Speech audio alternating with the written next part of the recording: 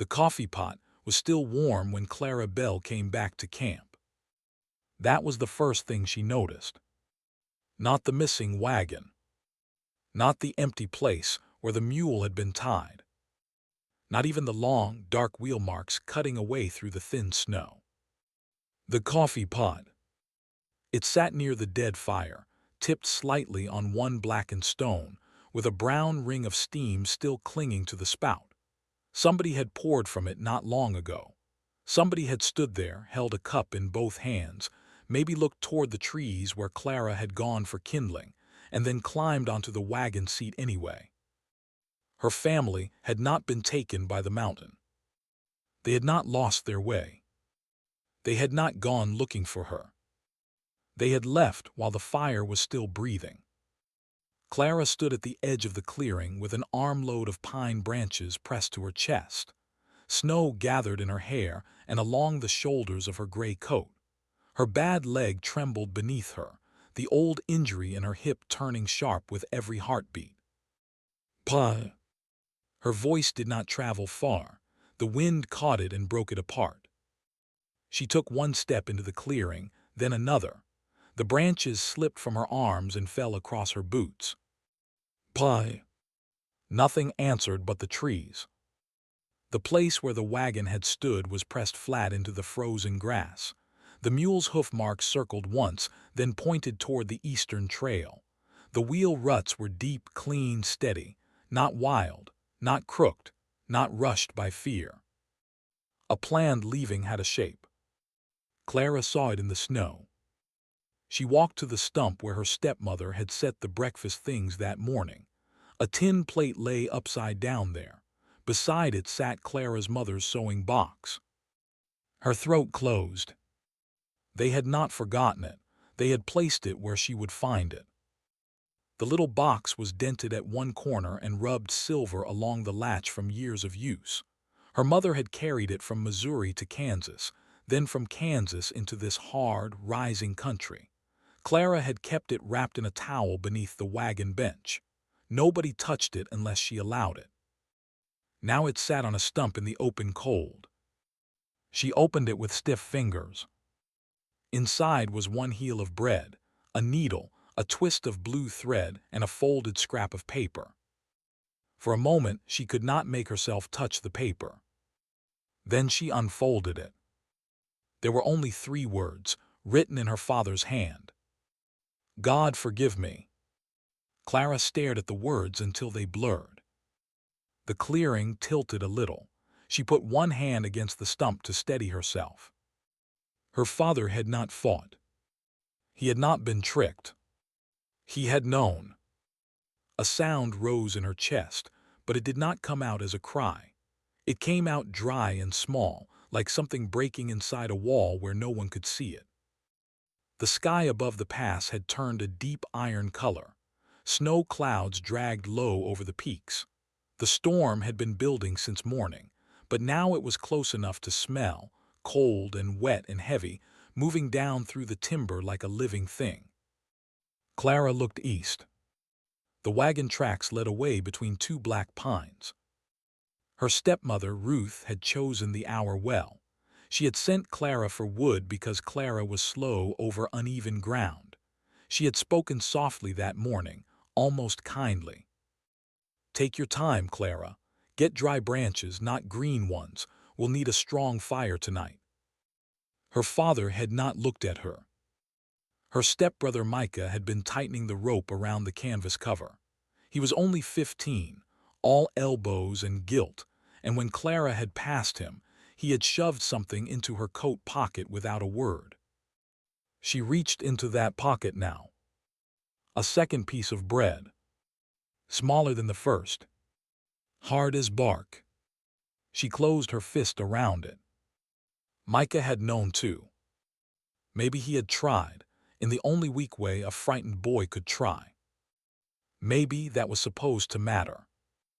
It did not warm her. It did not bring the wagon back.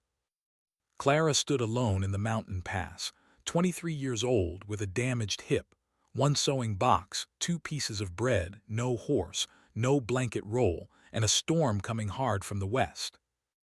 For one wild moment, she wanted to follow the tracks screaming. She wanted to drag herself down that trail until her throat tore open. She wanted her father to turn and see what he had done. She wanted Ruth to look her in the eye instead of making a clean little plan and leaving behind a note for God to sort through. But the mountains did not care about betrayal.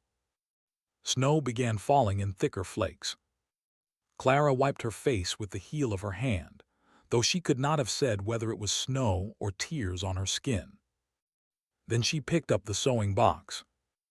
The lid would not close with the bread inside, so she tucked both pieces into her coat, looped the blue thread around the needle, and fastened it into the hem of her sleeve. Her mother had always said a needle was worth more than a spoon in bad country. Clara almost laughed at that. A spoon would have been nice too. She took the best walking stick she could find from the fallen branches and turned toward the wagon tracks. She would follow them as long as she could. Not because she believed they would come back. Because the tracks were the only proof that people had passed through this white and closing world. By afternoon, the snow had covered half the trail. By dusk, it had covered nearly all of it. Clara moved in short, uneven steps. Her left leg dragged when she was tired, and she was tired before the first mile ended. The hip had healed wrong after a wagon wheel slipped in mud 2 years earlier and pinned her beneath the axle. Since then, weather lived inside it. Cold made it bite. Uphill made it burn. Fear made it worse. She used the stick like a third leg and kept going. The eastern trail bent between steep walls of pine and rock. The wagon ruts appeared and vanished under fresh snow. Sometimes she found them by sight, sometimes by feel, pressing the stick into soft ground until it sank into the hidden groove. Once she found a place where the wagon had stopped. Her heart jumped. Then she saw only mule droppings, a broken strap end, and one print in the snow where someone had stepped down. A man's print, wide heel, her father's. She stared at it for a long time. Then she stepped over it and moved on. The first night, she slept beneath a split cedar that had fallen against a boulder. It made a low shelter, just high enough for her to crawl under. She scraped snow away with her hands, tucked pine needles beneath her body, and built a fire so small it looked ashamed of itself. She ate half of Micah's bread and saved the rest. The other piece, the one from the sewing box, she could not eat yet. Her father had put it there, or Ruth had, or maybe Micah had risked 2 pieces and the note had been her father's only courage. She did not know. The not knowing was worse than hunger. The fire snapped weakly. Smoke slipped under the cedar and stung her eyes. Outside, snow whispered over snow. Clara took out the note and held it near the flame. God forgive me.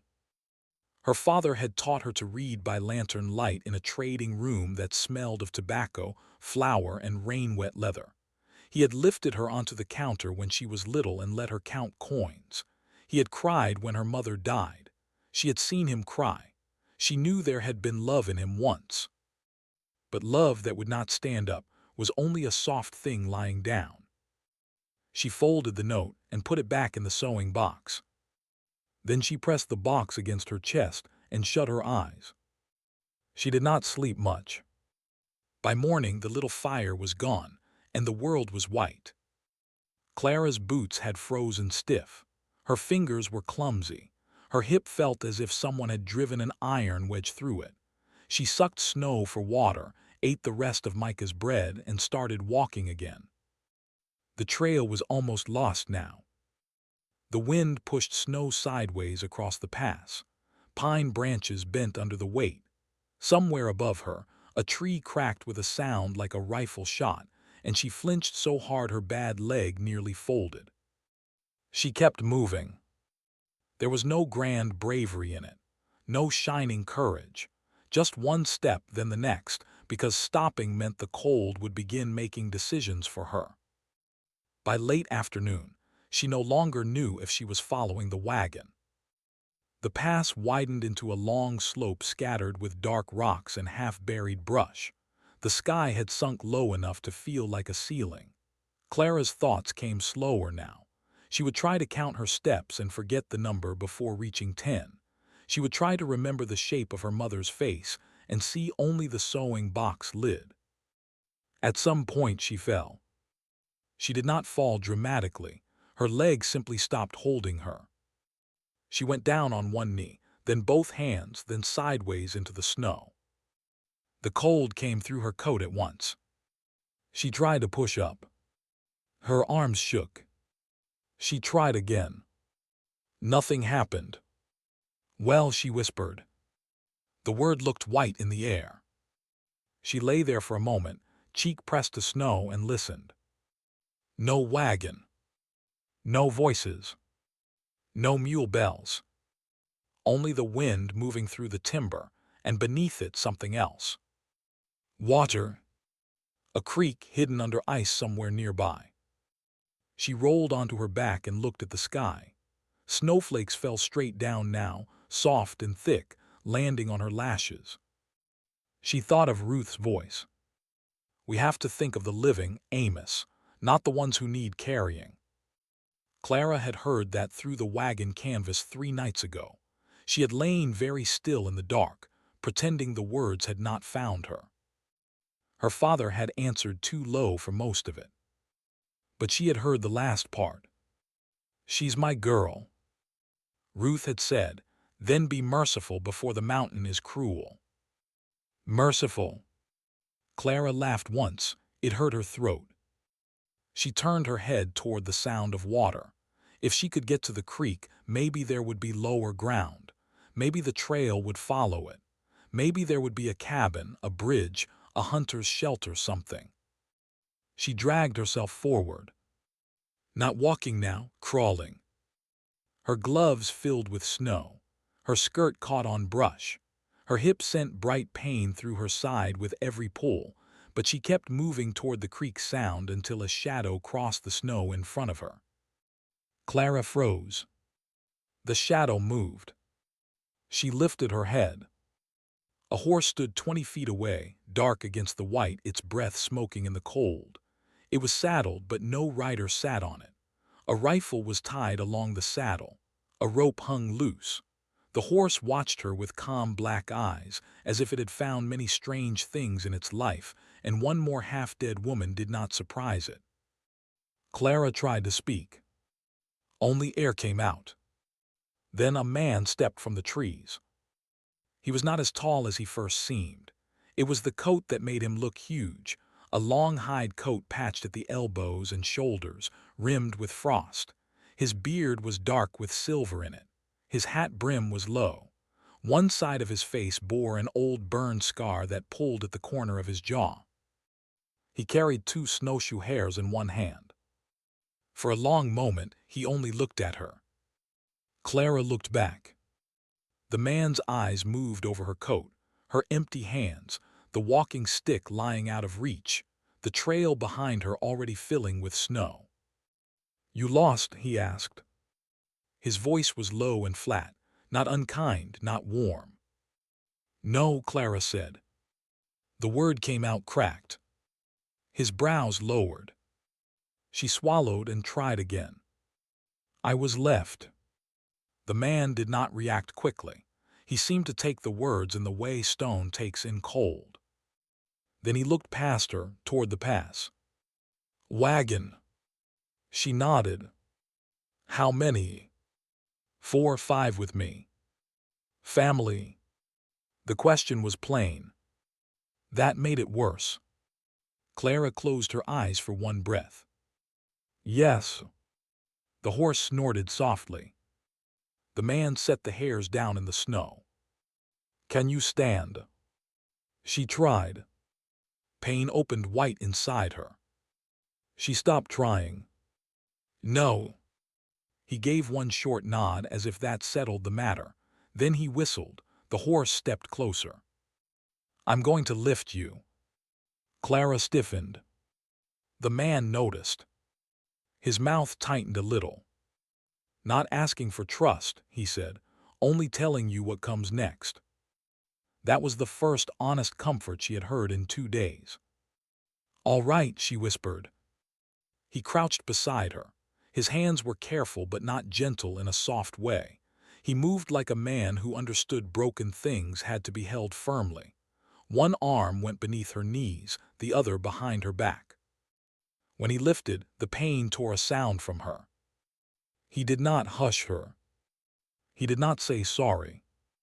He simply held her steady until the worst of it passed, then carried her to the horse. "Name?" he asked. "Clara. Last. Bell." He paused at that, not long, just enough. She noticed. "What?" she breathed. "Nothing useful right now." Before she could ask what that meant, he settled her sideways across the saddle and wrapped one of the saddle blankets around her. Then he tied the hairs to the back, took the reins, and began walking. "Where are you taking me?" Clara asked. "Somewhere with a roof." "Whose roof?" "Mine." "Are you a good man?" He looked back at her once. "No man living alone in these hills gets called good by everybody." "That is not an answer." "It's the one I have." She should have been afraid. Part of her was. But fear was hard work and she had no strength left for it. The blanket smelled like horse, smoke, and old rain. The saddle rocked beneath her. Pine branches passed overhead. The man walked in front of her, one hand on the reins, his shoulders bent against the snow. After a while, she stopped holding herself upright. The last thing she saw before the dark took her was the back of his coat and the white world closing behind them, erasing every mark they made. Warmth brought her back. Not all at once, slowly. First in her chest, then in her hands, then in her feet where the warmth arrived as pain, sharp and mean, like needles under the nails. Clara opened her eyes.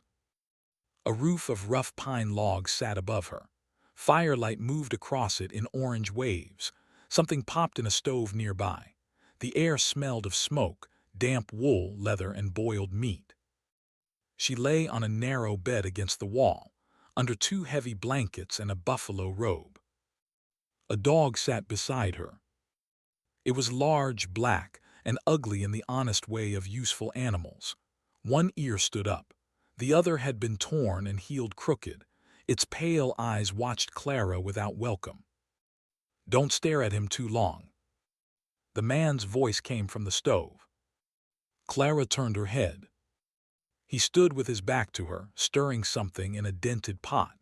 Without the hide coat, he looked leaner but still hard-made, all long bones and work. His sleeves were rolled to the forearms.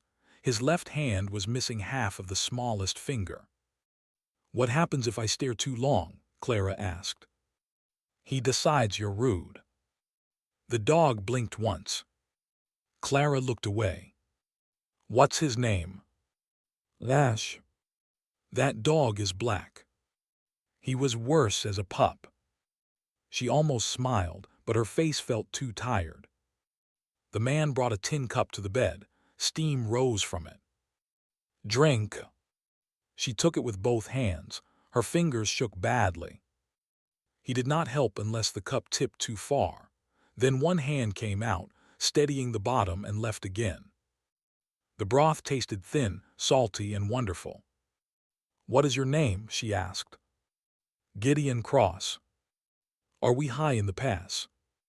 "North Ridge." "How far from the wagon road?" "Far enough that you won't crawl back to it." She lowered the cup. "I was not crawling back to them." His eyes moved to her face. "No. No." It came out stronger than she felt. Gideon Cross studied her for a moment. His burned cheek did not move the same as the other side when he spoke. "Good." That single word did something strange to her. It did not comfort her. It steadied her. She drank more broth. The cabin was small and built by hands that cared more about staying alive than looking proper. A stone hearth filled one wall, but the iron stove did most of the work. Pelts hung from pegs. Snowshoes leaned near the door. A table stood under the only window, which had oiled hide instead of glass. There were 2 chairs, though one held traps, rope, and a broken lantern. A rifle rested above the door. No woman had arranged this place. No softness lived here by accident. Clara saw all that in a few slow looks. Gideon noticed her looking. "Not much," he said. "It has a roof." "That it does. And fire. When I remember." She glanced at the stove. "You remember well enough." He made a sound that might have been amusement, but did not fully become it. She finished the broth and held out the cup. He took it. "How long was I asleep?" "Most of a night." "Storm still coming down." "My family." The word stopped. Gideon waited. That was worse than if he had interrupted. Clara looked toward the window. The oiled hide glowed gray with stormlight. Snow scraped against the wall in dry waves. "They will be ahead by now," she said. "Yes." "You saw their tracks." "Yes." Again that pause. Small. Sharp. She turned back to him. "You said nothing useful right now when I told you my name." "I did." "Why?" He hung the cup on a peg. "Because half-frozen women need broth before hard news." Clara's hand tightened around the blanket. "What hard news?" Gideon looked at the door, then at the rifle above it, then back at her. "Not tonight." "I asked tonight." "And I answered." The flatness of him struck a match in her chest. "I am not a child." "No. I am not a parcel to be moved and fed and kept ignorant." His eyes narrowed slightly, not in anger, in attention. "No," he said again, "you're not." "Then tell me." He stood still a long moment. The stove ticked. Ash's crooked ear twitched. At last Gideon crossed to a shelf near the door. He took something from it and came back. A strip of canvas. Dirty, torn blue at the edge. Clara knew that canvas. She had stitched that blue patch herself after a branch ripped the wagon cover outside Fort Hall. Her breath caught. "Where did you get that?" "South Fork, 2 miles below the ridge." "That is not east." "No." She sat up too quickly and pain slammed through her hip. The room tilted. Gideon took 1 step forward. She lifted a hand. "Don't." He stopped. Clara breathed through her teeth until the walls settled. "The east trail leads out of the pass," she said. "It does." "Then why would they turn south?" Gideon's face gave nothing away. "Could be they didn't know the road." "My father knew maps." "Could be they followed someone." "Who?" He did not answer. "Who, Mr. Cross?" His jaw worked once. "There's an old mining road down that way. Bad road. Some use it to avoid the toll station when the weather holds." "The weather is not holding." "No." The cabin felt smaller. Clara looked at the strip of canvas in his hand.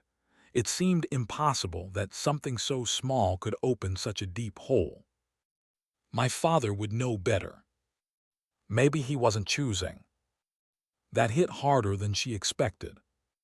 For 1 second, wild hope rose in her. Then the coffee pot returned to her mind. The sewing box. The note. "God forgive me." She shut the hope down before it could hurt her more. "He chose enough," she said. Gideon did not argue. That too steadied her. He set the canvas strip on the table.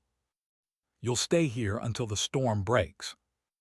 And after the pass will still be worse than your leg can manage." "My leg has managed a great deal." I can see that. The way he said it was not pity. That mattered. She looked down at the blankets. They were his blankets. The bed was likely his bed. The cabin had one plate on the shelf, one cup, one basin. A life made for one person and no room for asking. "What do you expect from me?" she asked. Gideon's brow shifted. "Expect? You brought me here, fed me, put me in your bed." A shadow crossed his face at that. "I slept on the floor." "That is not what I meant." "I know what you meant." He said it sharply enough that she looked up. The room was quiet. Gideon's voice lowered. "I don't take payment from hurt women." Clara held his gaze. "Some men would call it something else." "I'm not some men." "No," she said, "I suppose you are not." He picked up the traps from the second chair and set them on the floor with more force than needed. "You can use the chair when you can get to it." "I can get to it now." "You can fall on your face now." "I dislike your confidence." "I dislike burying strangers in frozen ground." That ended the argument for a moment. Clara looked at him more carefully. There was a story under that sentence. Not one he would hand over. Not yet. Maybe not ever. She leaned back against the wall, suddenly too tired to keep her spine straight. "I can cook," she said. "When I can stand, I can mend, I can keep a fire, I can read a ledger if you have one. I am not useless." Gideon looked at the stove. "I didn't say you were. Most people do not have to say it." His eyes returned to her. For the first time, something in them changed. Not softness, something older and more careful. "No," he said, "I reckon they don't." Ash stood, circled twice, then lay down between the bed and the door. Clara watched him. "Is he guarding me or guarding you from me?" "Both, maybe." "He looks like he doubts my character." "He doubts everybody's." "Smart dog." This time the sound Gideon made did become amusement, though barely. It was gone fast. But it had been there. For the next 2 days, the storm held them inside. Clara slept, woke, drank broth, burned with returning feeling in her hands and feet, and learned the sounds of Gideon Cross's cabin. Wind under the eaves. Ash's claws on the floorboards. The scrape of Gideon's chair when he sat to clean his rifle. The small click of traps being repaired. The stove door opening and closing. Gideon did not speak unless speech served a purpose. He gave instructions in short pieces and answered questions in fewer, but he noticed everything. When Clara tried to stand too soon, he was already beside the bed. "No. I need to move." "You need to heal." "My hip stiffens if I lie too long." He paused. That was the first time she saw him change course because of something she said. Then he offered his arm. 3 steps, he said. 5. 4. Done. He helped her stand. She hated needing his arm. She used it anyway. They made 4 slow steps to the table. Her hips shook. Sweat broke cold across her back. Gideon said nothing about it. He only turned the chair slightly so she could sit without twisting. That evening, while he skinned the hairs outside beneath the porch roof, Clara opened her sewing box and took inventory of what she still had. 1 needle. Blue thread. A heel of bread she still could not make herself eat. Her father's note. And the strip of wagon canvas Gideon had found. She touched the blue patch with 1 finger. Her stitches had held. The wagon had not. When Gideon came back in, snow on his shoulders and cold around him like another coat, she was sitting at the table with the canvas in front of her. He saw it. Said nothing. She appreciated that. After supper, which was more broth with pieces of hair in it, Clara asked, "How far does that mining road go?" Gideon was sharpening a knife by the fire. The stone stopped moving. "Far enough to kill fools." "That is not a distance." "It is in the mountains." "Could they survive it?" "If they had luck." "And if they did?" He resumed sharpening. "Then the road takes what it's owed." Clara looked at the window. The storm pressed white against it. Somewhere out there, her father's wagon might be stuck in a drift. Ruth might be cursing the mule. Micah might be hungry. Her father might be holding the reins with the same weak hands that had left her sewing box on a stump. She waited for satisfaction. It did not come. Only a tired, heavy ache. Gideon must have heard something in her silence, because he said, "Wanting them alive doesn't make what they did smaller." She turned back. His eyes stayed on the blade. It was the most words he had offered at once. Clara studied him. "You know something about that." The sharpening stopped again. A long second passed. Then he folded the cloth over the knife and set it beside him. "I know the dead don't answer questions." The fire cracked. Clara did not ask more. That night the storm began to loosen. Not stop, just loosen. The wind dropped from a scream to a hard breath. Snow still fell, but lighter now. The cabin seemed to settle lower into itself. Clara lay awake under Gideon's blankets, listening to Ash sleep near the door and Gideon shift once on the floor by the hearth. Her body hurt in dull pieces. Her heart hurt in sharper ones. She thought of her family moving away through snow. She thought of the South Fork Road. She thought of the note. "God forgive me." She took it from the sewing box in the dark and held it until her fingers cramped. Then she folded it smaller. Once, twice, again. By morning, it was no bigger than a coin. When Gideon woke and built up the fire, Clara was already sitting at the table. He looked at her, then at the bed. "You walked alone." "Yes." "Bad idea." "Likely." "You fall." "No." He considered that. "Good." She pushed the folded note across the table. He did not touch it. "What's that?" "My father's courage." Gideon looked at the tiny square of paper. Then at her. "I don't want it," she said. "Then burn it." "I thought I did." "And—" She looked toward the stove. The fire inside glowed through the iron seams. "My hand won't do it." Gideon was quiet. Then he picked up the paper, crossed to the stove, opened the door and held it over the fire. He did not drop it. He waited. Clara understood. Her throat tightened. "Do it," she said. He let go. The paper curled black almost at once. For one bright second the edge flared gold, then it was ash. Clara sat very still. She expected to feel lighter. She did not. But she felt less owned by it. Gideon shut the stove door. "Eat," he said.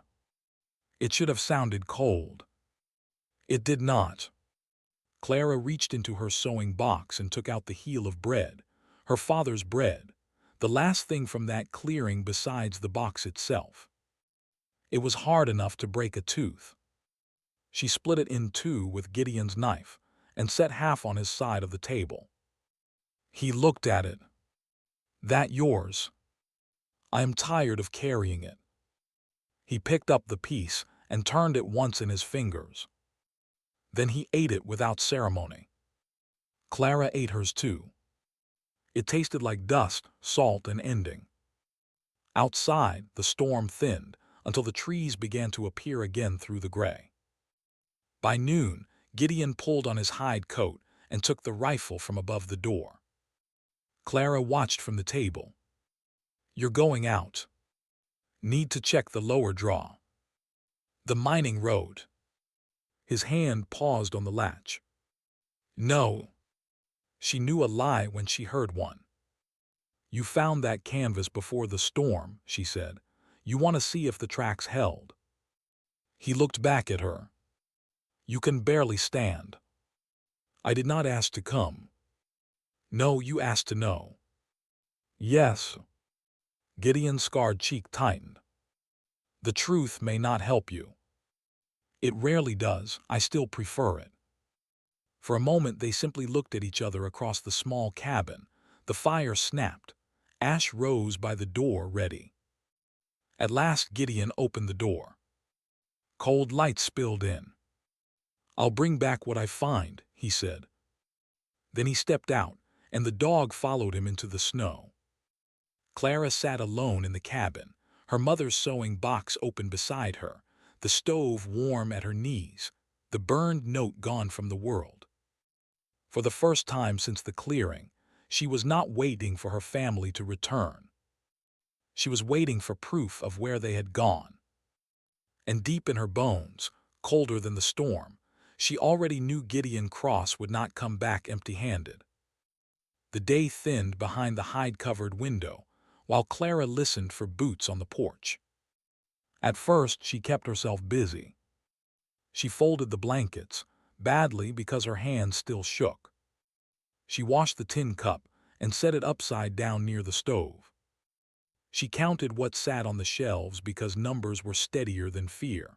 A sack of cornmeal, half a sack of beans, dried strips of meat tied in bundles, salt in a clay jar, coffee in a small tin that looked too light to trust, a few onions softening in a basket, a jar of molasses with a cloth tied over the mouth. Enough for one man who knew the mountain. Not enough for one man, one injured woman, one large dog, and a winter that had only begun showing its teeth. Clara stood with one hand braced on the table and let the truth settle. Gideon Cross had not only brought trouble into his cabin. He had brought in another mouth. Ash lifted his head from near the door. Clara turned fast, too fast, and her hip punished her for it. She grabbed the table edge and held still until the pain loosened. Then she heard it too. Not the wind. Not snow sliding from the roof. A horse blowing hard. Ash stood. The door opened and Gideon came in with snow across his shoulders, ice in his beard, and something dark in his hand. The dog moved toward him, sniffed once, then stepped back. That made Clara's stomach drop. What did you find? She asked. Gideon shut the door with his heel. He did not answer right away. He crossed to the table, set the dark thing down, then removed his gloves finger by finger. Clara looked at the table. It was a small wooden horse. A child's carving, rough in the legs, polished along the back from being handled often. One ear was broken. There were knife marks along the belly where someone had shaped it with more care than skill. Micah S. He had carved it the year before out of cottonwood and kept it in his coat pocket like a secret. Clara touched it with 2 fingers. The wood was wet from snow. Where? She said. South Fork. Her breath caught. Near the mining road. Gideon nodded once. She looked at his face. Say the rest. He rubbed melting ice from his beard with the back of his wrist. There was a stop place under the black cliffs. Your wagon pulled in there after it turned south. They unloaded weight. What weight? Crate, broken chair, 2 blankets, a stove plate, things they didn't want hauling up that grade. Clara's mouth went dry. They had time to unload. Yes. So they were not running. No. The little horse sat between them. A ridiculous small thing, 4 uneven legs, 1 broken ear, proof that the boy who had shoved bread into her pocket had still gone on. Tracks? She asked. Covered mostly, enough left near the rocks. How many? Gideon looked down at the horse. 4 sets. She closed her eyes. 4. Not 3. Not 2. 4 people walking away from the stop place. Her father, Ruth, Micah, Ruth's older son, Silas. All alive after they left her. Alive enough to lighten the wagon. Alive enough to keep going. Alive enough not to turn back. Clara opened her eyes again. Did any tracks come north? No. She nodded as if he had told her the price of beans. Inside, something folded down on itself. Gideon reached into his coat again and put a second object on the table. A square of cloth. Blue. Not wagon canvas this time. This was softer, worn thin. She knew it before she picked it up. Micah's neckerchief. It had been tied once around the wooden horse and pulled loose by weather or hands. The knot was still set in the cloth. Clara could see his fingers making that knot. Nervous, quick, maybe hidden behind the wagon, maybe while Ruth shouted at him to hurry. He left it, Clara asked. Looked that way. For me. Maybe. She hated the maybe. Maybe was a room with no floor. She sat down because standing had become too much work. Gideon stayed near the table. Snow melted from his coat and spotted the boards. You didn't find bodies, she said. No. You didn't find the wagon broken. No. So they may have made it. They may have. The answer should have given comfort. It did not. If they had died, the mountain would have taken them. If they had lived, they had kept choosing. Clara wrapped the blue cloth around the wooden horse and held both in her lap. I should go after them. Gideon's face did not change, but something in the room did. No.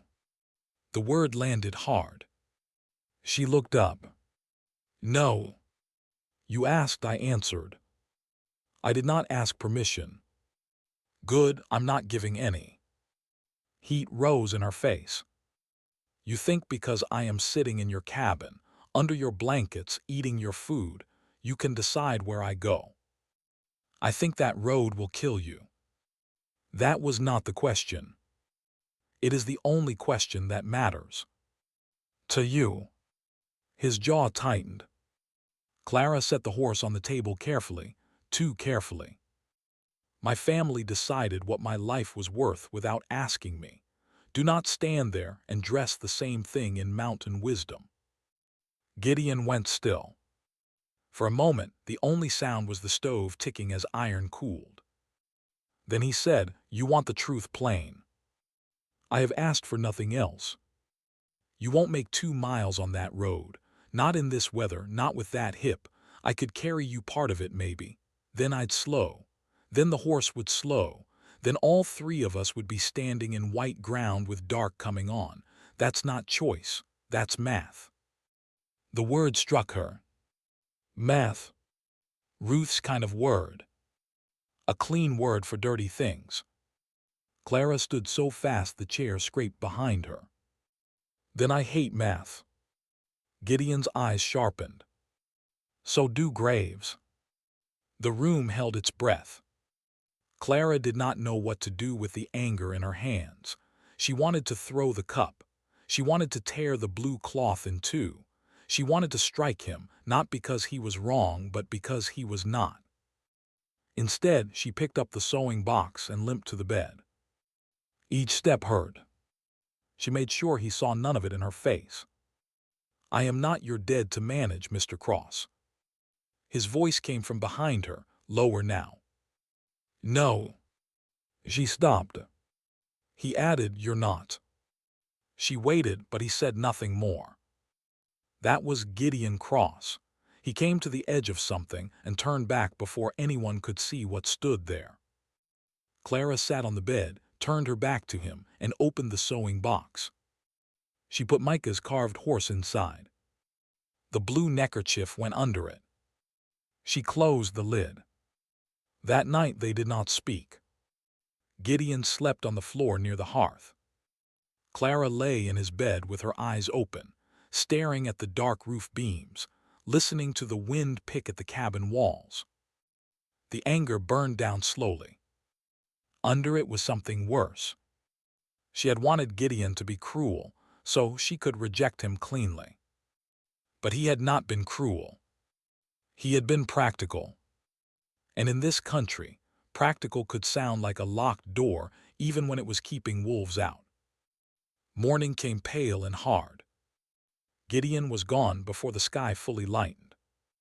Clara woke to the stove already fed, a cup of water near the bed, and her walking stick leaning where she could reach it. She stared at the stick for a long while. Then she used it. By noon, she had crossed the cabin 6 times without falling. By afternoon, she had made cornmeal cakes on the stove. The first burned black on one side, the second broke apart, the third held.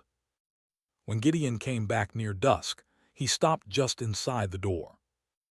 The smell reached him before she spoke. "Sit," Clara said. He looked at her. She looked back. "Or don't, I'm not carrying them to you." Ash pushed past Gideon, sniffed the air, and sat by the table with sudden deep loyalty. Gideon hung his coat. "You made food."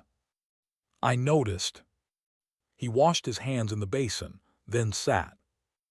Clara put a plate in front of him, corn cakes, beans stretched thin with onion, a strip of dried meat cut so fine it looked like seasoning.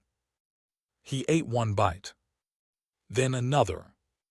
His eyes flicked to the shelves. "You counted stores." "Yes." "How bad?"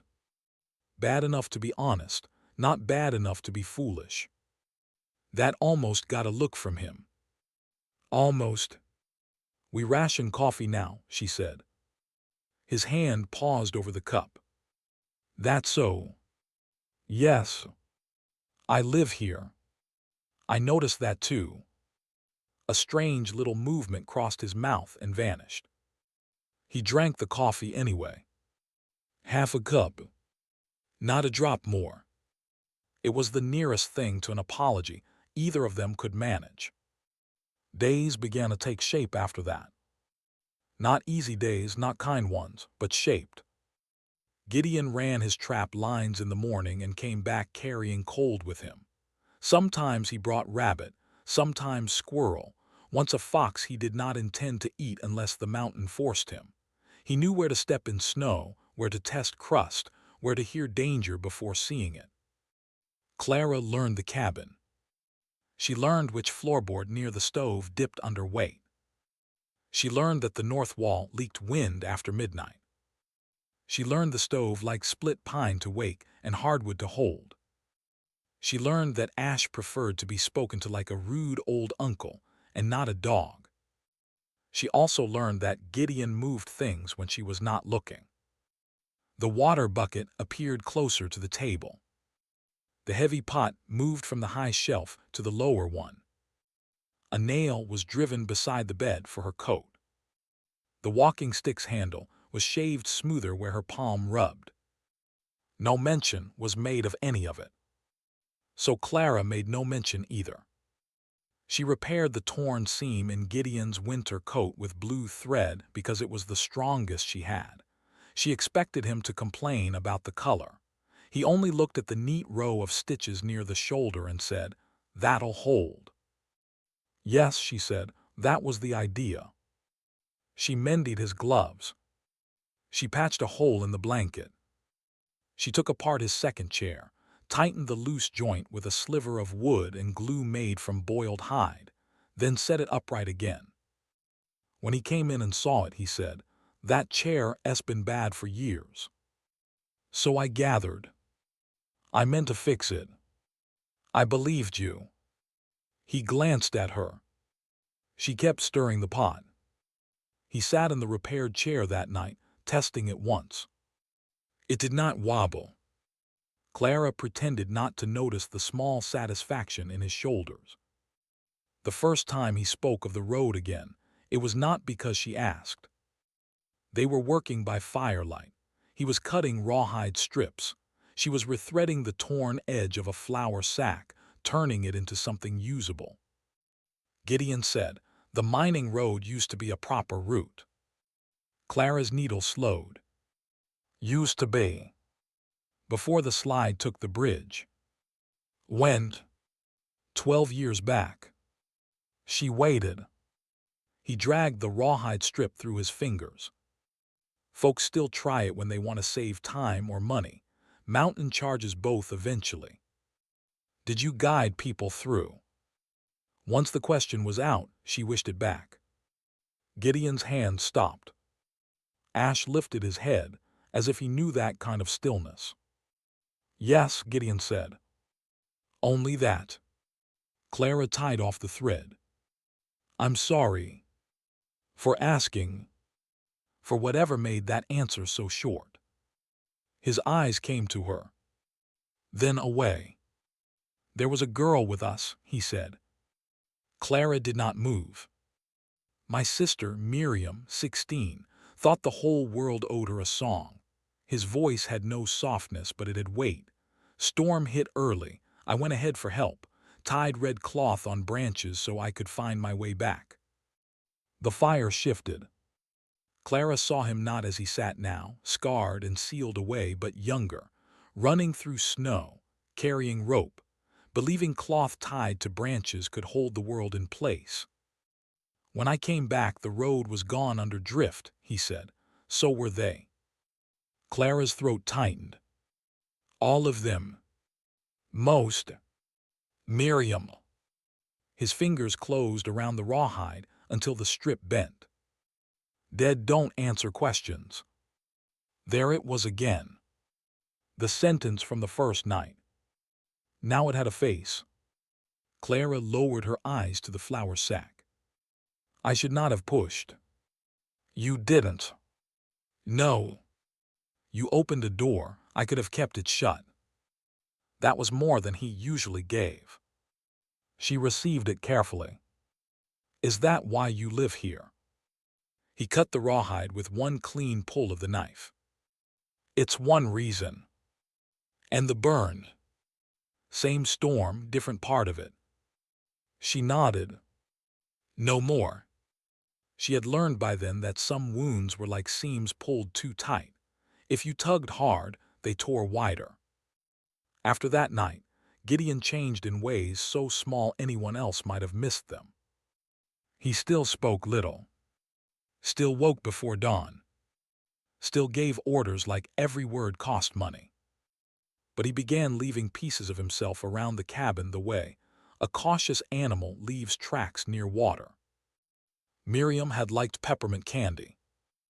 Miriam had hated mules. Miriam once stole Gideon's boots and hid them in a flour barrel because he told her she could not go fishing in a storm. Clara never asked for more than he offered. She only carried the pieces. Winter deepened. The snow rose along the cabin walls until the lower logs vanished.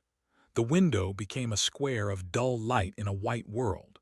Some days the sky and ground were the same color, and the only proof that distance still existed was the black line of trees.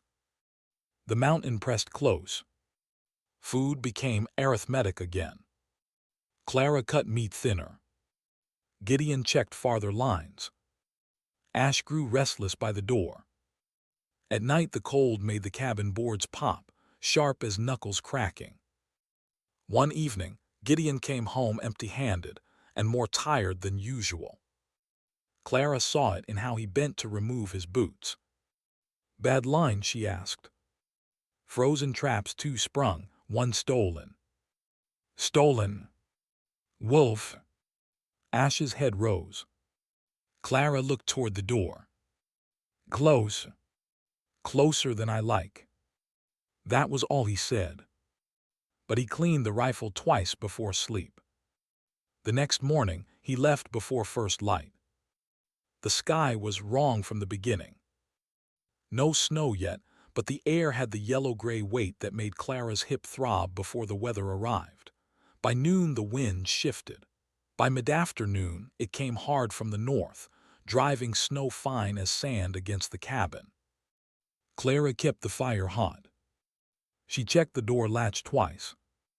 Ash would not settle. He paced from hearth to door, door to window, window to Clara, his torn ear twitching. "He knows," she said. The dog did not look at her. By dark, Gideon had not returned. Clara tried to make herself useful. She boiled water, cut cloth strips, set broth near the stove, sharpened her mother's needle against the small stone Gideon used for hooks, though she did not know why. Her hands knew before her mind did. Something was wrong. An hour after full dark, Ash hit the door with his shoulder. Clara grabbed the rifle from above the door, nearly dropped it, and set it back because she did not know enough to be useful with it yet. Instead, she took the lantern, lifted the latch, and opened the door against the storm. Snow blew in sideways. Ash burst past her. "Ash!" The dog vanished into the white. Clara stood gripping the doorframe, heart hammering. Then she heard the horse. Not a steady approach. A stumble. A scrape. A low, frightened blow. The animal appeared first, dark shape pushing through snow, reins dragging. Gideon was on its back, but wrong, too low, folded over the saddle horn, one arm hanging loose. Clara moved before fear could stop her. She went down the steps, slipped on the second one, caught herself on the rail, and bit down hard against the pain in her hip. Ash circled the horse, barking once, sharp and furious. "Gideon!" His head lifted a little. "Inside," he said. It was not an answer. It was a task. Clara caught the reins and led the horse to the porch. Gideon tried to dismount and nearly came down head first. She got under his left arm by instinct and took more of his weight than her body wanted to bear. The smell reached her then. Wet wool. Cold iron. Blood. "Where?" she said. "Leg." "Of course it is." A breath that might have been a laugh left him, then turned into a hard sound of pain. Together, with Ash pressing at their heels, they crossed the porch and stumbled into the cabin. Gideon fell more than sat into the chair. Clara barred the door and turned. His right trouser leg was black from knee to boot. Not just wet. Opened. She knelt before him. "What happened?" "Creek ice." "Did you fall through?" "Half." "What cut you?" "Rock, maybe broken trap iron." Didn't stop to admire it. His face was gray beneath the weathered skin. His mouth had a pale line around it. That frightened her more than the blood. She cut the trouser cloth away with his knife. The wound ran along the outside of his calf, ugly and deep, not clean like a blade cut. Torn by stone or rusted metal, wide in the middle, bleeding slow but steady. Clara stared for 1 second. Only one. Then her mother's voice rose from memory. "Do not look at the whole tear, look at the next stitch." She stood. "Water's boiled, I need whiskey." "Top shelf." "I can see it." "Need clean." "I know what I need." His eyes found hers. A strange thing passed between them, pain, trust, reluctance. Then he leaned back and let her move. Clara washed her hands until the cold water hurt. She poured whiskey over the wound, and Gideon's fingers dug into the chair arms so hard the old wood groaned. She did not apologize. He would have hated it. She cleaned until the blood ran clear enough to see the edges. She threaded her needle. Blue thread. The only strong thread she had. Gideon noticed. "Blue. It holds." He shut his eyes. "Then use it." She tied the knot. "I have stitched cloth, sacks, leather, a chicken once in my own thumb." "Chicken live?" "No." His mouth twitched, then the pain took it back. Clara set her left hand near the wound. I am going to close the deepest part first. Say what you're doing. So she did. Not because he was weak. Because knowing was the one mercy she could give. First stitch, going in, pulling through, hold still. Again, this one will bite. It did. His breath struck hard through his nose. Ash pressed his head against Gideon's uninjured knee and stayed there. Clara worked slowly because speed would make a mess. Sweat slid down her back though the cabin was cold. Her hips screamed from kneeling, so she shifted onto one side and kept going. One stitch. Then another. Then another. Blue thread crossed Gideon's skin like a small, stubborn river. He never cried out. But once near the 7th stitch, he said Miriam's name. Clara's hand stopped. His eyes were open but not fully seeing her. Red cloth won't hold in white, he whispered. Clara waited until his eyes cleared a little. This is blue, she said. He looked at her. Then faintly he nodded. She finished the last stitch and tied it off. The wound was not pretty. It was closed. Sometimes that was the only beauty that mattered. She wrapped it in clean cloth and sat back on the floor, dizzy with relief and pain. Gideon looked down at the bandage. You saved the leg, he said. Maybe. No, you did. She wanted to push the words away, but she was too tired. Then don't ruin my work by standing on it. His eyes lifted to hers. Even pale and sweating, he managed to look difficult. I need the lines checked tomorrow. You need to remain attached to your own body tomorrow. The lines feed us. I know. Then you understand. I understand you are not useful dead. The words came out sharper than she meant. Gideon stared at her. Then his gaze dropped, and for the first time since she had met him, he did not argue. Getting him to the bed was ugly work. He hated it.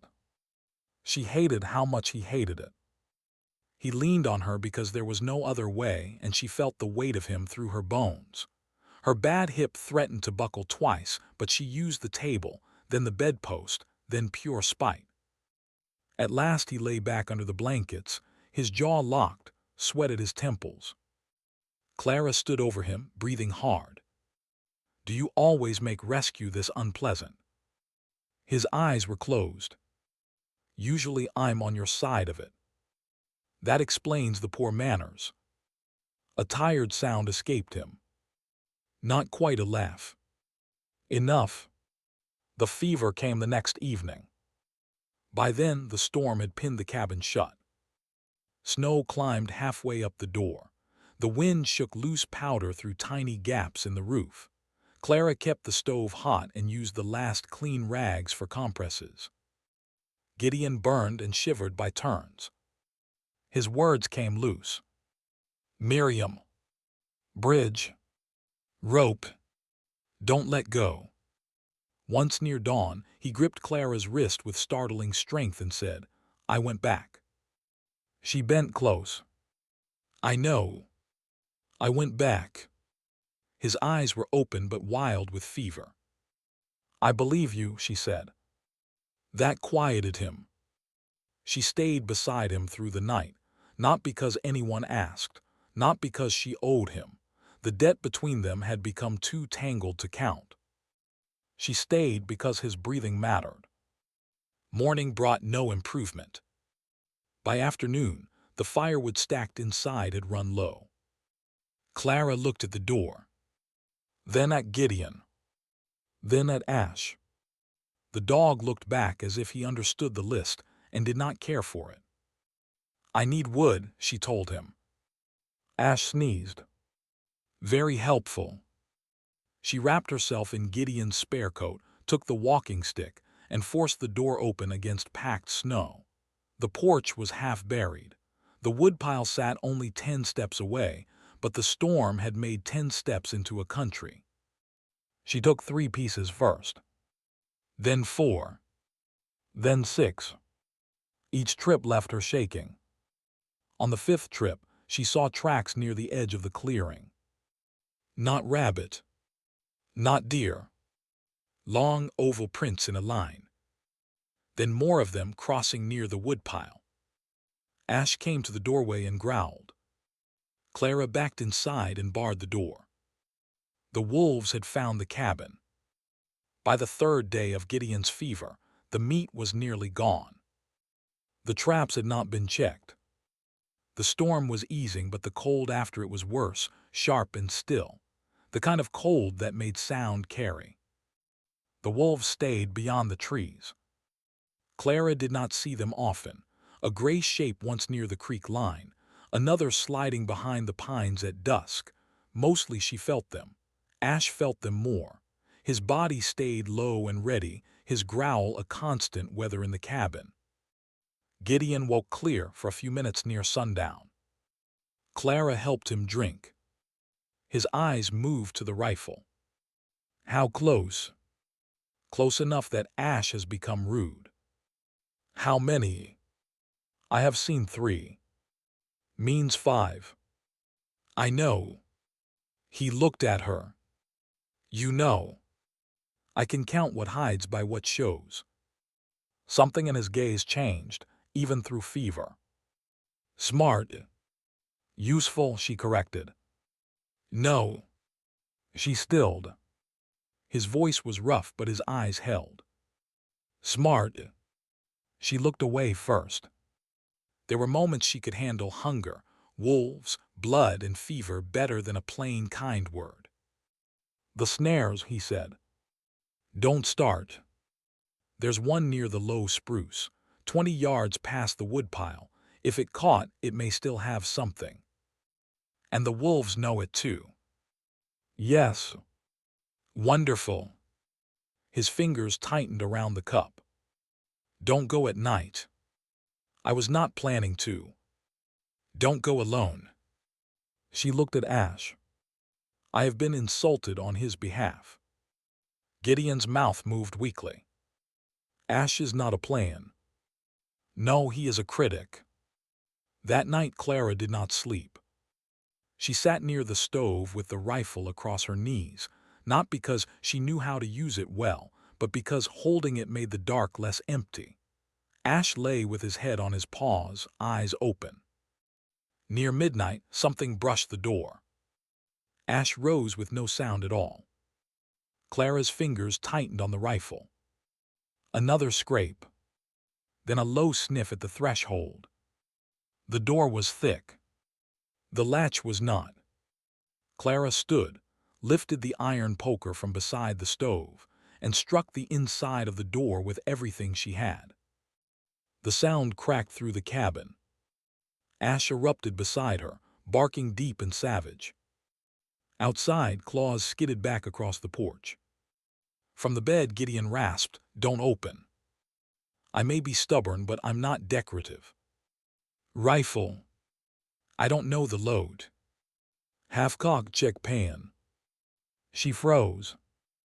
I know sewing words, Gideon. He pushed himself halfway up and almost passed out from it. Clara crossed to him fast. Lie down. Bring it. She brought the rifle. He showed her with shaking hands how to check, how to prime, how to keep the barrel down until it mattered. His breath dragged hard through every instruction. You won't hit in dark, he said. I thought this lesson would end with more confidence. You don't need to hit. You need to make them choose easier meat. That she understood. Near morning, the wolves tried the porch again. This time there were 2. Clara heard one near the door and one at the side wall where the chinking was weak. Ash threw himself toward the wall, snarling. Clara lifted the window high 2 inches, shoved the barrel through the gap like Gideon had told her, and fired into the trees. The shot blew the night open. The recoil slammed into her shoulder. Smoke filled the corner. Ash barked until her ears rang. Outside, the wolves scattered. Inside, Gideon watched her from the bed with fever-bright eyes. "You close your eyes?" he asked. "Yes." "Next time don't." There will not be a next time. But there was. At first light, Clara went to the snare. Not because it was brave. Because hunger was louder than fear. Ash came with her. Gideon could not stop either of them, though he managed to look furious from the bed. The clearing was blue with dawn. Snow lay crusted and clean except for the tracks. Too many tracks. Wolves had circled the cabin more than once in the night. Clara held the rifle wrong and knew it. She also held it firmly. The snare near the low spruce had caught a rabbit. Dead, frozen, still there. The sight nearly made her laugh. She moved toward it. Ash growled. Clara stopped. A wolf stood beyond the spruce. Thin, gray, head low. Not rushing. Thinking.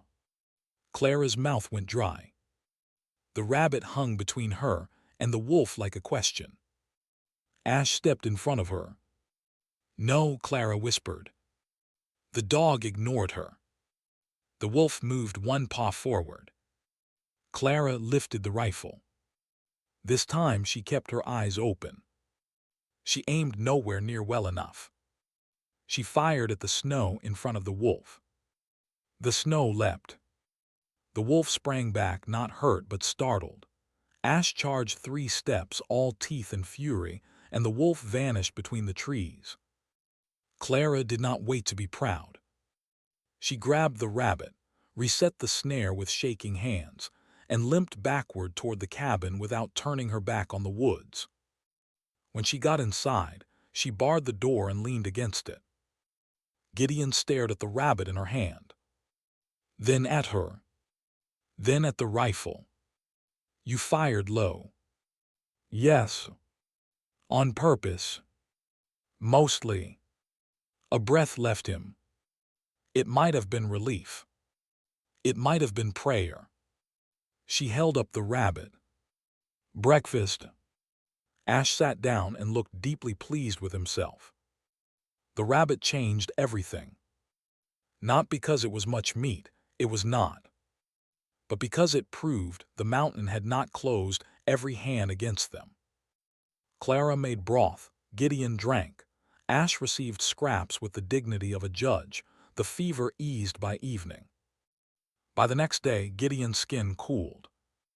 By the day after that, his eyes were clear and his temper returned, which Clara took as a medical improvement and a personal trial. "I can sit up. You can complain lying down. I need to see the bandage. I have seen it. It's my leg. And my stitching." He looked at her. She looked back. He lay down. The wound held. The blue thread looked bright and strange against the angry skin. No red lines spread from it. No foul smell. The swelling was ugly but not deadly. Clara cleaned it, wrapped it, and kept her face steady. Gideon watched her hands. "Your mother taught you." "Yes." "She teach you people too." "No, cloth is more forgiving." "Not always." That made her look up. He touched one blue stitch lightly. "You pulled torn edges together, didn't pretend they weren't torn." Clara looked at his finger near the thread. "Pretending wastes time. Most folks prefer it. Most folks are bad at repair." His eyes met hers. This time, neither looked away quickly. The wolves did not leave all at once. For 3 nights, they stayed near enough for Ash to growl and for Clara to sleep in scraps. Gideon, too weak to hunt and too stubborn to rest properly, instructed from the bed while Clara did the work. She learned to set the nearest snares. She learned to bank the outdoor scraps beneath snow instead of burning them too near the cabin. She learned to fire the rifle without shutting her eyes. On the 4th day, the largest wolf came into the clearing at dusk. It did not slink. It walked. A scar cut across its muzzle. Its ribs showed. Hunger had made it bold. Gideon was sitting up by then, pale but clear. Clara stood at the window with the rifle, ash pressed against her leg. "I don't have a clean shot," she said. "Don't take dirty ones. It's looking at the smokehouse. It wants what we want. Meat. Life." The wolf moved closer to the hanging stores. If it reached them, they would lose what little they had. Clara breathed in. Gideon's voice came from behind her. "Wait." The wolf stepped over the buried rope line Clara had set that afternoon after Gideon told her how. "Now." Clara pulled. The rope snapped up with a clatter of pans, tin cups, and old trap chain tied along it. The noise exploded across the clearing. Ash barked. Clara shouted from her gut. Gideon fired one shot past the wolf's shoulder, close enough to cut bark from the tree behind it. The wolf spun and ran. The others broke with it. This time they did not return. Clara stood at the window, chest heaving, rope burn across one palm, and watched the trees swallow the last gray tail. Gideon lowered the rifle. "That was loud," he said. "That was the point. Ugly work. Effective work." He looked at the pans scattered across the snow. Then at her. "Yes," he said, "it was." The days after the wolves felt different. Not safer exactly. Safety was too large a word for that place. But the cabin no longer felt like Gideon's shelter with Clara tucked inside it. It felt like a thing both of them were keeping standing. He still had the rifle. She had the stove, the snares, the ration shelf, the blue stitches in his leg, and the rope line outside. They had Ash. That counted. Gideon healed slowly. Too slowly for himself. Fast enough for her. He used a crutch made from a forked branch. She wrapped the handle in cloth without asking. He pretended not to notice and then used it every day. When the weather cleared, Clara checked the nearest snares. Gideon watched from the porch, jaw tight with the effort of not correcting every movement. Once he called, "Trigger's too loose." She called back, "So is your mouth." He stopped talking. Ash sneezed. It became, in its own rough way, a life. A hard one. A strange one. A life built of repairs. One afternoon, while Gideon slept in the chair with the injured leg stretched toward the fire, Clara found a small box beneath the loose floorboard near the bed. She had not meant to pry. She was cleaning. That was all. The broom caught on the board lifted, and the box sat there in the shadow, wrapped in oilcloth. She should have put it back. Instead, she touched the lid. There was a letter inside. No envelope. No address. Only one line written in a hand she did not know. "Bring her home, Gideon. She trusts you." Clara stared at it. The words were old, faded, folded many times. Miriam. It had to be. Under the letter lay a strip of red cloth, worn nearly brown at the edges. The kind tied to branches in snow. Clara felt suddenly like she had stepped into a room she had no right to enter. She folded the letter exactly as she had found it and put the box back. When she turned, Gideon was awake. His eyes were on her. Clara went still. "I wasn't looking for it," she said. "I know. I should not have opened it." "No." The word had no anger in it. That made it worse. "I'm sorry." He looked toward the floorboard. "I kept thinking if I held on to enough pieces, the day would make sense." "Did it?" "No." She lowered herself into the chair across from him. Her hip was stiff, Her palms still bore the rope burned from the wolf line. Her heart felt tired in a new way. "Micah left me his horse," she said. "I keep trying to decide if that means he loved me or only felt guilty." Gideon's eyes returned to her. "Could be both. I don't like both. Both is usually what's true." She looked toward the stove. The fire had burned low. Red coals pulsed beneath the ash. "I wanted them to be simple," she said. "My father weak, Ruth cruel, Micah frightened, Sela's selfish. Put them each in a box and nail the lids down." "Would that help?" "Yes." He waited. She sighed. "No." Gideon leaned back, tired from sitting upright too long but unwilling to show it. "Miriam hated me the morning she died." Clara looked at him. He said it as if placing a stone on the table. "She wanted to wait. I said we had to move. She called me proud, said I liked being the one everyone followed." "Was she right?" "Yes." The answer surprised her. He looked at the fire. "I was good with roads, good with weather, good with frightened people. I thought that meant I could bargain with a mountain." Clara said nothing. He was not speaking for comfort. He was opening the door and letting her see the room. "I went for help because it was the only choice left. I tell myself that. It may even be true. But when I came back and found nothing, truth didn't weigh much." His burned cheek shone in the firelight, scarred and uneven. Clara thought of her father's note turning black in the stove. "Did you ever forgive yourself?" "No." "Do you want to?" He looked at her then. The question had struck somewhere deep. "I don't know how." Clara folded her hands together.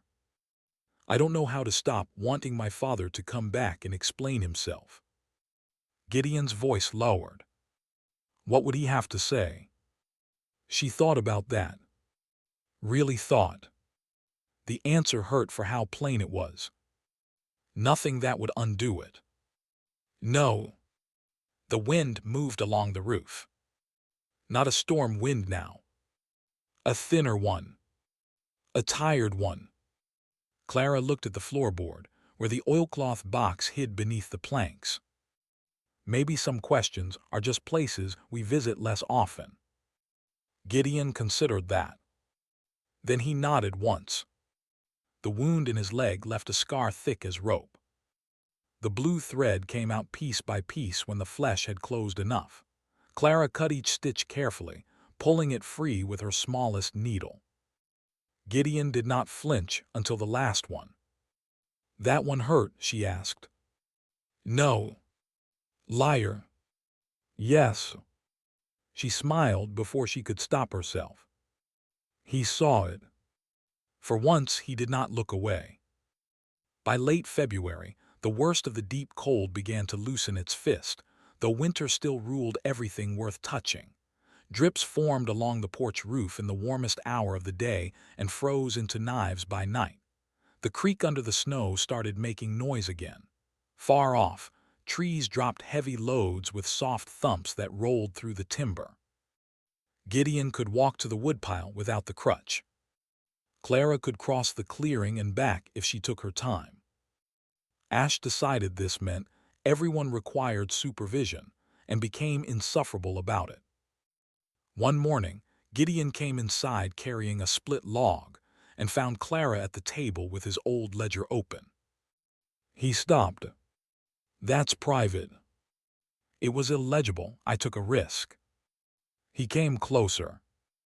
She had rewritten his trap counts, trade notes, weather marks, and supply numbers into columns, dates on one side, goods on the other, what had been sold, what was needed, what should be brought from the lower post when the pass opened.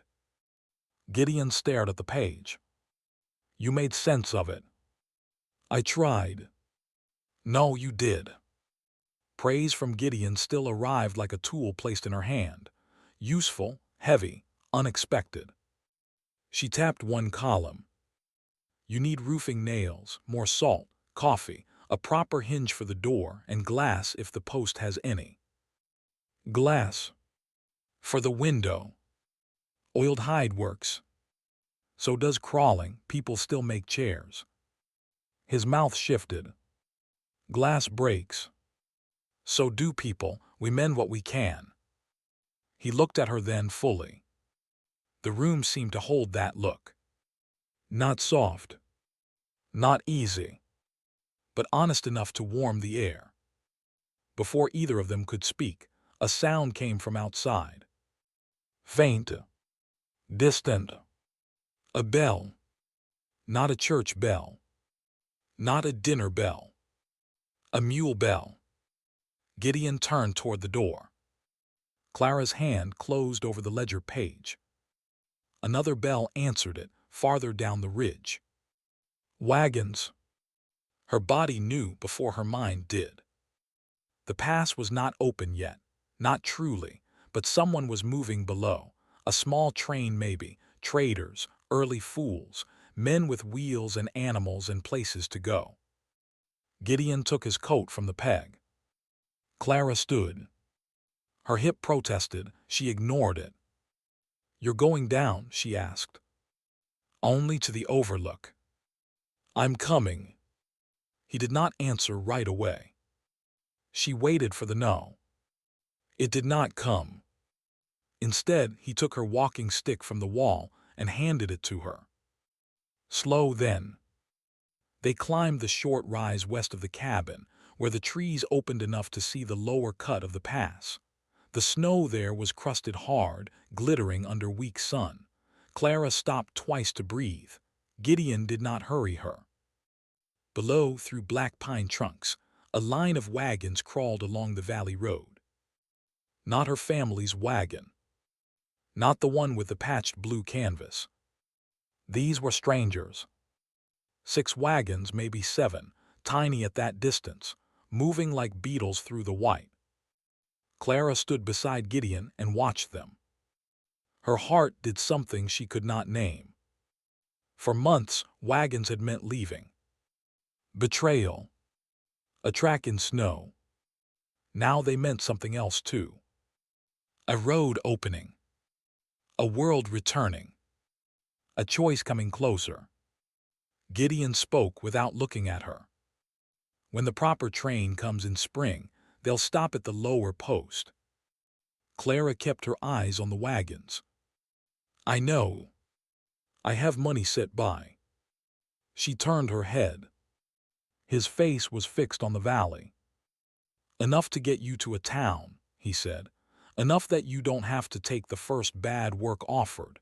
Seamstress could make a living west of here, better than a cabin that leaks north wind. The cold around them seemed to sharpen. Clara looked down at the wagons again.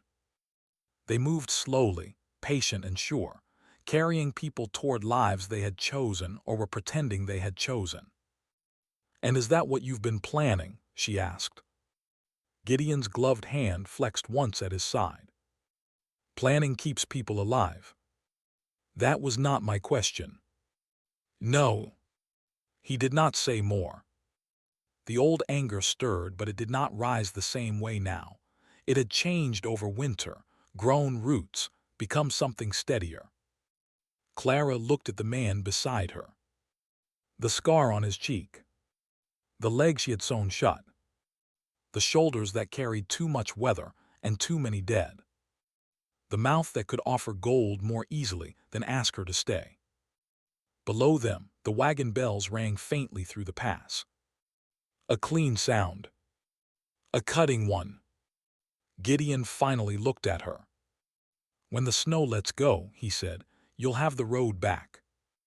Clara held the walking stick with both hands.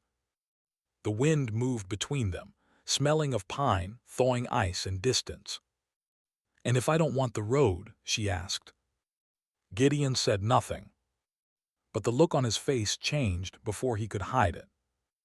And in that brief, unguarded moment, Clara saw the truth he had been trying to prepare for all winter. He was not afraid she had nowhere to go. He was afraid she did. Gideon did not answer her on the ridge. Not with words. He looked down at the wagons moving through the lower pass, then at the walking stick in Clara's hands, then at the long white slope between them and the road. His face shut itself again, but not fast enough. She had seen it. The fear. Not fear of wolves, not fear of storms. Those were simple things to him: sharp teeth, bad weather, weak ice. A man could plan for those. This was different. This was fear with no tool for it. At last he said, "Don't ask that from up here." Clara's fingers tightened on the stick. Why not? Because the road looked smaller from a distance. He turned and started back toward the cabin, slow on his still healing leg. Clara watched him go for 3 steps before following. The answer irritated her because it was not nothing. It was not enough either. The wagons kept ringing below them, faint bells in the cold spring air, until the timber swallowed the sound. For the next few days, neither of them spoke of the road. They worked around it. That was worse. Gideon repaired the porch latch, though Clara had only mentioned it once. Clara cleaned the ash from the stove pipe and nearly choked herself doing it, then acted as if black soot on her cheek was part of the task. He cut extra wood. She rewrote the spring supply list. He sharpened every trap he owned. She counted beans, flour, salt, coffee, nails, twine, thread, lamp oil, and all the things that could turn a winter from deadly to merely hard. The word road sat between them like a loaded rifle, neither one touched. Spring came in pieces. The snow softened first near the creek, where the sun reached longer in the afternoon. Water began running under the white crust, hidden but loud, as if the mountain had been holding its breath all winter and now could not stop talking. The roof dripped. The porch steps turned slick. Ash tracked mud across the floor with the pride of a king. Clara left the door open one afternoon for air, and Gideon shut it halfway without looking at her. "Still cold," he said. "It smells like wet dog in here." "It smells like wet dog outside, too." Ash has range. The dog, lying near the stove, opened one eye. Gideon's mouth moved. Not a smile, not fully, but close enough that Clara felt it in a foolish place near her ribs. She looked back at the ledger before he could notice. That was how the days were now. Small openings, quick retreats, a warmth that never announced itself, but kept showing up in the room. Gideon began leaving before dawn again, not far, only the near lines at first. His leg was stiff in the mornings, and the scar pulled when the cold came back at night. Clara saw him pause sometimes with one hand on the doorframe before stepping outside. He never complained, so she never asked. Instead, she put hot coffee near his side of the table before he came in. Instead, he brought in flat stones from the creek and set them near the stove so she could warm them and ease her hip at night. Instead, she patched the inside of his boot, where the seam rubbed the bad leg. Instead, he made a wider step off the porch, one that did not force her to twist. No speeches. No names for what they were doing. Only changes in wood, cloth, fire, food, and space. Then one morning, Gideon came in carrying a strip of fresh-cut pine. Not firewood. Good wood. Straight-grained. He set it on the table. Clara looked at it over her coffee. "What is that?" "Window frame." "For what window?" "The one you keep writing glass beside in the ledger." She leaned back. "You said glass breaks." "It does." "And oiled hide works." "It does." She waited. Gideon looked at the piece of pine like it had betrayed him by being on the table. "Light's better through glass," he said. Clara lowered her eyes to her cup so he would not see too much on her face. "Yes," she said, "it is." He nodded once and took the wood back outside. The proper wagon train reached the lower post in late April. Not May, as Gideon had expected. Spring had opened the lower road earlier than usual, and word came from a trader with 2 mules and a red scarf tied over his ears against the wind. Gideon spoke with him at the edge of the clearing, while Clara stood on the porch with ash pressed against her skirt. The trader's voice carried in pieces. 23 wagons. Post full up. Leaving west in 3 days. Taking on hands if any want the road. Gideon gave no sign he had heard that last part. But Clara saw his shoulders shift. When the trader rode away, Gideon stood in the clearing a long time before coming back. Clara waited until he reached the porch. 3 days, she asked. He looked past her into the cabin. Could be 4 if the mud holds them. You are going down. I have pelts to trade. And me. That made him look at her. The question was plain. So was his answer, though it took him a moment to give it. You come if you want. If I want. Yes. And if I do not. Then you don't. There it was. The door. Open. No hand pushing her through it. No hand holding her back. Clara did not know why freedom could feel so much like standing at the edge of cold water. She nodded. All right. That night she packed her sewing box. Not because she had chosen the road. Because she wanted to know what choosing felt like with her belongings in her own hands.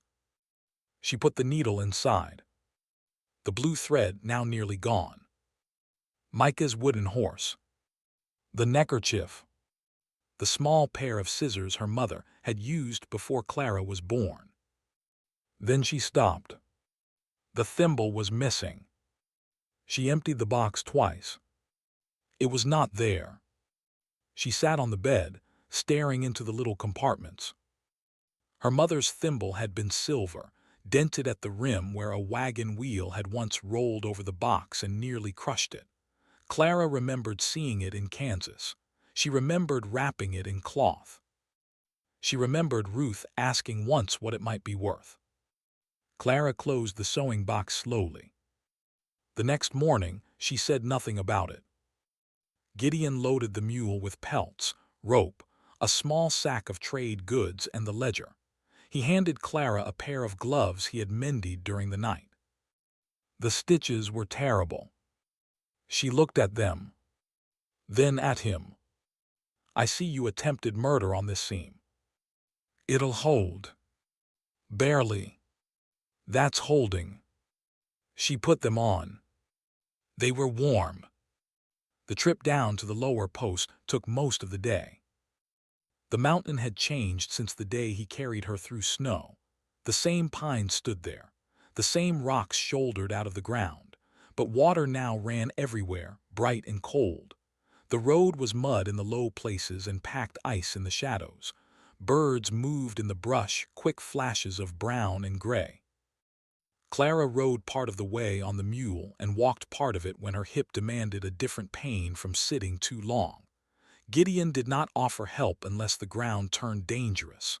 Even then, he held out a hand without looking at her, as if it were only another branch along the road. She took it every time. The lower post announced itself before it appeared. Voices. Hammering. Animals. A baby crying. Men laughing too loudly. A woman scolding someone over a spilled sack. After months of the cabin's close quiet, the noise struck Clara like weather. She stopped at the tree line. The post sat in a wide bend of the road, rough buildings thrown together around a muddy yard. Wagons stood wheel to wheel. Oxen chewed with bored patience. Canvas covers snapped in the wind. Smoke rose from 3 chimneys. People moved everywhere, dirty, loud, alive. Gideon stopped beside her. Too much. She hated that he saw it. Then she was glad he saw it. Just loud, she said. It is. Was the world always this loud? Yes. Rude of it. Gideon gave one quiet breath that might have been a laugh. Ash stayed close to her leg as they crossed the yard. Heads turned. Some looked at Gideon and looked away quickly. He had that effect on strangers. Others looked at Clara, at her limp, at the blue stitching visible on Gideon's coat, at the way Ash walked between them like he had signed papers. No one spoke. Inside the trading post, the air was thick with tobacco, coffee, damp wool, salted pork, lamp oil, and too many bodies. Shelves were packed with tins, cloth, tools, sacks of flour, nails, rope, and small bright things meant to tempt people with hard lives. Clara looked at the goods and began counting without meaning to. Gideon went to the counter with the pelts. The trader was a square man with red hands and a beard cut short at the chin. He nodded at Gideon, then at Clara. Cross. Barlow. Didn't know you'd taken company up there. I didn't take company. The trader glanced at Clara. No offense meant. Then spend less of it, Clara said. The trader blinked. Gideon looked down at the pelts. His shoulders were very still. Barlow cleared his throat. What are you needing? Clara stepped closer with the ledger.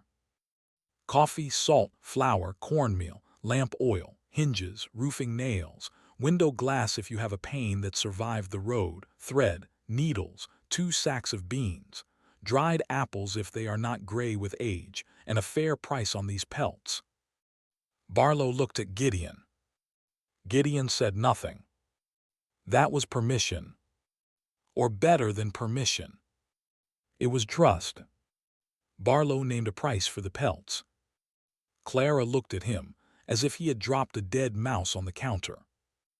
No. The trader's brows rose. No. No. That's mountain fur, some of it's damaged. 2 beaver are prime, the fox is clean. The marten is better than anything hanging on your wall. You can lie to strangers, Mr. Barlow. Try not to waste it on me. A man near the stove coughed into his cup. Gideon turned slightly away, but Clara saw the edge of his mouth. Barlow studied her anew. Then he gave a better price. She made him give one better than that.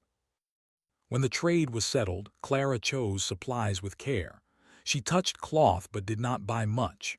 She chose strong thread, not pretty thread, plain needles, good salt, coffee that smelled rich enough to make Gideon close his eyes for half a second when she opened the tin. Then she saw it. In a small tray near the counter. A silver thimble. Dented at the rim. Her hand went cold. She picked it up. The weight was right. The dent was right. Her mother's thimble sat in her palm under the dirty yellow light of the trading post. Barlow noticed her face. That yours? Clara's voice came out thin. Where did you get this? Barlow looked from her to Gideon. Traded in December. By whom? He hesitated. Clara set the thimble on the counter. By whom? Man named Bell, Barlow said. Amos Bell. The room around her narrowed. Gideon shifted closer, but did not touch her. Clara heard Ruth's voice in memory. Sentiment does not buy flour. Barlow went on carefully. Had a wife, 2 boys, wagon with patched blue canvas. Clara's fingers curled against the counter. Did they say where I was? Barlow looked uncomfortable now. Girl with them. Yes. He looked at the thimble, then at her hip, then away. Said she died in the pass. There were many sounds in that room. A cup on a table. A chair leg scraping. Wind at the shutters. An ox bawling outside. But under it all, Clara heard one thing. Died. Not lost. Not missing. Died. They had not only left her, they had buried her in words, so nobody would ask where she had gone. Clara looked at the thimble. Her mother had used it until the silver thinned on one side. Clara had held it as a child and imagined it was a tiny cup for fairies. Her mother had laughed and kissed the top of her head. Amos Bell had traded it for food after leaving her in snow. "Did my father say it?" Clara asked. Barlow swallowed. "No." "Who did?" "The woman." "Of course." Ruth had always been better at saying things cleanly. Clara nodded. "And my father stood there." Barlow's answer was quiet. "Yes." Gideon's hand rested on the counter near hers. "Not touching." "Close enough." "What did the boy do?" Clara asked. "Which one?" "The younger." Barlow thought. Kept looking out the door. Asked if there'd been word of a woman found near the high pass. The woman told him to mind the mule. Micah. The little wooden horse inside her sewing box seemed suddenly heavier than wood should be. Clara picked up the thimble. "How much?" Barlow shook his head. "Take it." "I asked how much." "Miss." "How much?" He named a small price. "Too small." "Pity price." Clara took one coin from Gideon's trade stack and set it down. Then she looked at Gideon. "I will pay that back." "No," he said. She held his gaze. "Yes." A few people watched them now. "Let them." Clara slipped the thimble into her pocket. "Did they make it west?" she asked Barlow. "Far as I know. Joined a train headed toward the Columbia. Haven't heard otherwise." There it was. The end of wondering. Not death. Not justice. Not apology. Life. They had lived. Maybe her father still woke some nights and saw the clearing. Maybe Ruth slept well. Maybe Micah carried guilt in his pocket like the horse he had left behind. Maybe Sila's forgot by spring. None of it changed the floor under Clara's feet. Barlow lowered his voice. "Want me to send word if I hear of them?" Clara looked at the door, where daylight spilled across muddy boards. For a moment she imagined a letter. "Father, I lived. Father, you did not kill me.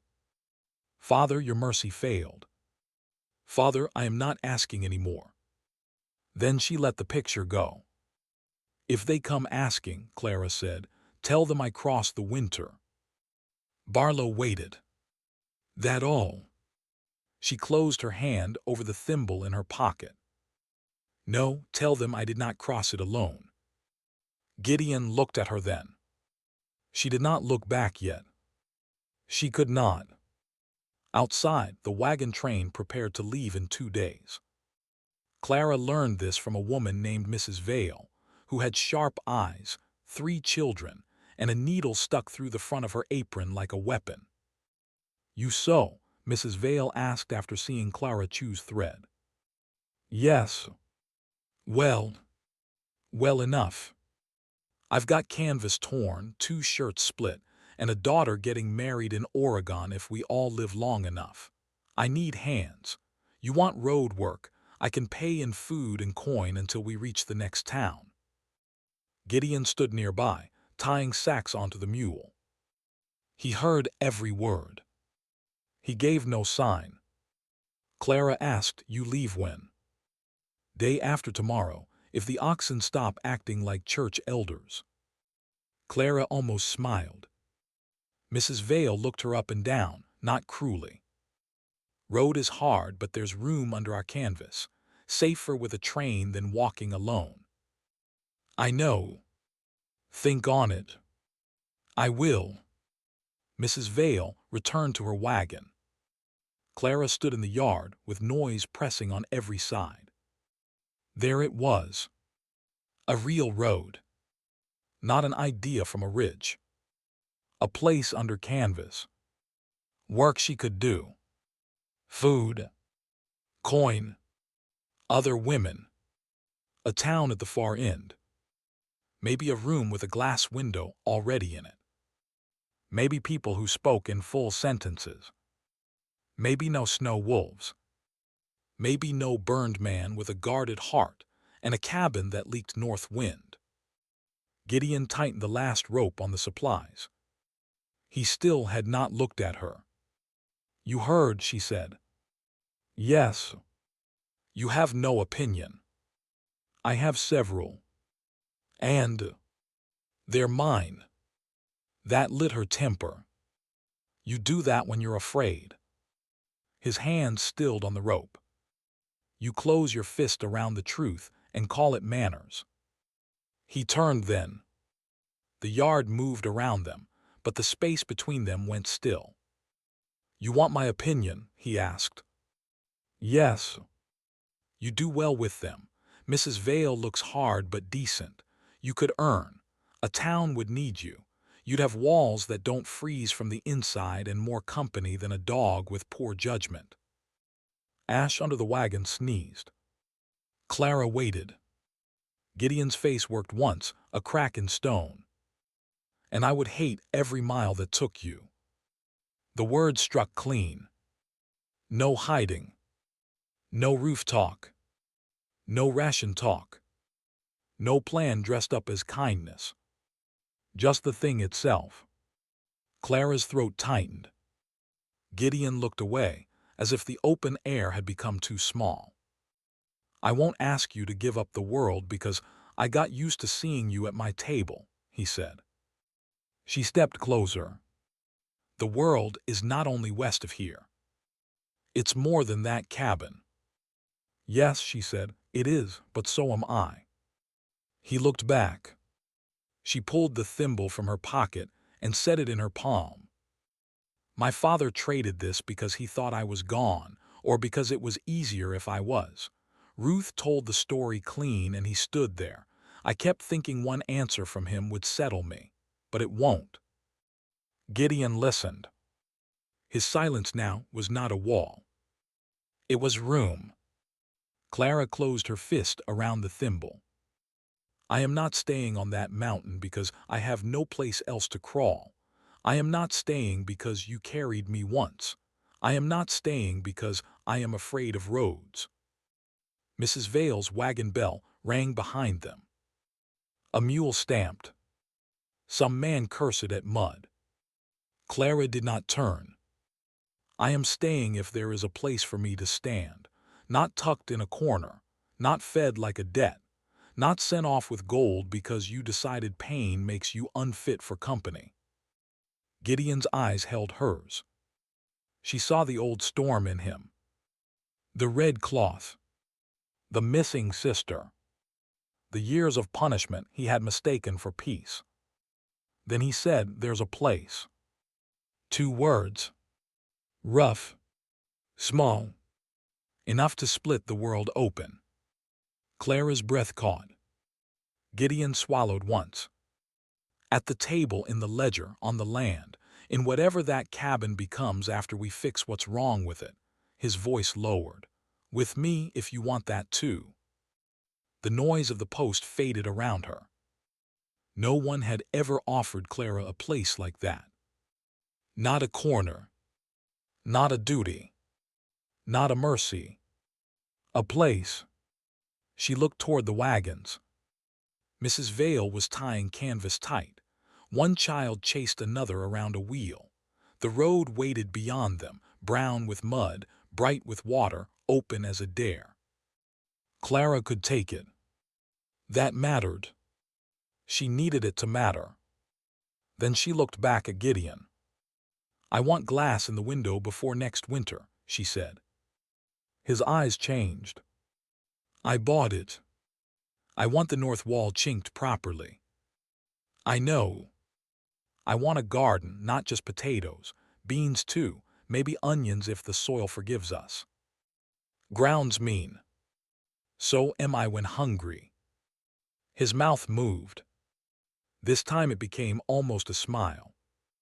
Clara stepped closer, until only the mule's loaded rope separated them. And I want you to say it once more, without sounding like a man agreeing to fix a roof. Gideon looked at her for a long moment. Then he removed his hat. The gesture was small, old-fashioned, and strangely bare. Stay, Clara. Her name sounded different in his voice now. Not like a person found in snow. Not like a duty. Like someone he had been waiting to say properly. She nodded. All right. The words were plain. The choice inside them was not. Gideon put his hat back on, but his hand was not steady when he did it. Clara noticed. She said nothing. Some mercies were quiet. Before they left the post, Clara found Mrs. Vale. The woman looked at Clara's empty hands. Decided. Yes. And I have work up the mountain. Mrs. Vale studied her face, then glanced toward Gideon and Ash and the mule stacked with supplies. Work, she said. Clara met her eyes. Among other things. A knowing look passed over Mrs. Vale's face, but she was kind enough not to dress it in words. Well, she said, keep your thread dry and your coffee hidden. Men waste both. That is sound advice. And if you ever come west, ask for Hannah Vale. I pay fair. Clara smiled. A real one. I'll remember. She did not know if she ever would go west. That was the gift of it. The road was no longer a wound. It was a road. They left the post in late afternoon. The climb home was slow under the weight of supplies. Gideon walked beside the mule. Clara rode part of the way, then climbed down and walked when the trail narrowed. For a while neither spoke. The forest took them back in layers. First the noise of the post faded, then the wagon bells, then the last human voice. Soon there was only mule breath, boots in mud, Ash moving ahead through brush, and the creek running somewhere below. Clara carried the thimble in her pocket. Every few steps it touched her leg. Not as pain. As proof. Near the place where the South Fork split from the main trail, Clara stopped. Gideon stopped too. The mining road lay half-hidden beyond a stand of pine, muddy now, snow still clinging in the shadows. It bent away toward the place where her family had gone after leaving her. Clara looked at it. Gideon waited. She took Micah's wooden horse from her sewing box. The blue neckerchief remained wrapped around it. For a moment she held it in both hands. Micah had been a boy with fear in his mouth and bread in his pocket. Both could be true. She stepped to a flat stone beside the trail and set the wooden horse on it, tucked partly under the blue cloth so rain would not take it at once. Gideon watched but did not ask. If he ever comes back this way, Clara said, he'll know I found it. And if he does, then the mountain can keep one secret that is not cruel. She stood there a breath longer. Then she turned away from the South Fork. Not fast. Not for show. Just turned. They continued up. By the time the cabin came into view, the sun had dropped low, turning the wet trunks gold on one side and black on the other. The roof smoked. The framed window opening waited empty. The north wall needed work. The porch step still leaned wrong despite Gideon's repairs. Mud swallowed one corner of the yard. The whole place looked rough, stubborn, and unfinished. Clara loved it suddenly so hard that it frightened her. No. Not loved. That word was still too wide to step into quickly. She knew it. That was enough. They unloaded in the deepening light. Flour inside. Beans inside. Coffee hidden on the high shelf, at Clara's command. Nails in the wooden box. Salt sealed tight. Glass carried carefully between both of them, wrapped in cloth. When Gideon lifted the pane into the new frame the next morning, Clara stood beside him holding the nails in her palm. The glass was small, uneven, a little wavy. Perfect. Gideon set the frame, checked the edges, then looked at her. Straight. Clara tilted her head. No. He frowned. She touched the lower corner. Lift there. He lifted. Now. He nailed it in place. When the last nail went in, the cabin changed. Not greatly. Not to anyone passing by. But inside, light entered differently. Clearer. Sharper. The room showed itself in a new way. The stove black and solid, the table scarred by years of use, the repaired chair, the shelves stacked with supplies, the blue thread still marking Gideon's coat, the small place by the bed where Clara kept her sewing box. She stepped close to the window. For the first time since winter, she saw her own reflection properly. Thinner than before. Sun-browned at the cheek. Hair pinned badly. Eyes older. Alive. Behind her reflection stood Gideon, not touching her, not crowding her, just there. Ash shoved his nose between them and fogged the new glass with one breath. Clara laughed. The sound filled the cabin and did not feel too large for it anymore. Gideon looked at the dog. First clean thing we own. He improved it. He breathed on it. Exactly. The work began at once. Spring work did not wait for feelings to settle. They chinked the north wall with mud, moss, and lime from the post. It was cold work and messy, and Clara found satisfaction in pressing the gaps shut with her own hands. Every sealed crack felt like answering the winter. They replaced the rotten porch step. They built a shelf lower than Gideon would have built it alone. They turned earth on the south side of the cabin where the sun stayed longest. The ground was hard, full of roots and stones, and did not welcome them. Clara broke 2 blisters the first day. Gideon tried to take the hoe. She held it behind her back. I know when to stop. No, you don't. I know better than you. That's not the same thing. She pointed the hoe at him. Go cut steaks. He went. Not because he was obedient. Because he was learning. So was she. Some evenings they sat outside after supper while the light faded behind the timber. Gideon carved pegs or sharpened tools. Clara mended, planned, or sat with nothing in her hands because she was slowly learning that rest did not have to be earned by nearly dying first. One night she took out her mother's thimble. The silver caught the firelight. Gideon saw it. You going to use it? Clara turned it over in her fingers. I used to think it was the last good part of my old life. Is it? No. She slipped it onto her finger. It fit poorly, as it always had. My hands are not hers. Gideon looked at the thimble. No. Clara picked up one of his torn work shirts and began to mend the cuff. The thimble clicked softly against the needle. But they can still make something. A week later, Gideon brought in the long pine beam for the back room.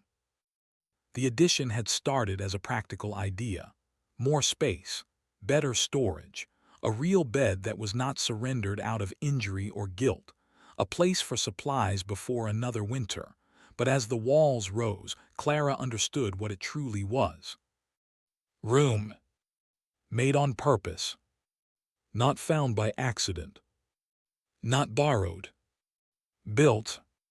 The beam was heavy. Gideon could have lifted it alone once. Maybe he still could have if he wished to pay for it in pain. Instead, he looked at Clara. End there. She took one side. Together they raised it. Her hip burned, his leg stiffened. The beam wobbled once, then settled into place. Gideon drove the first peg. Clara drove the second. It took 3 hard strikes, and the last one rang clean.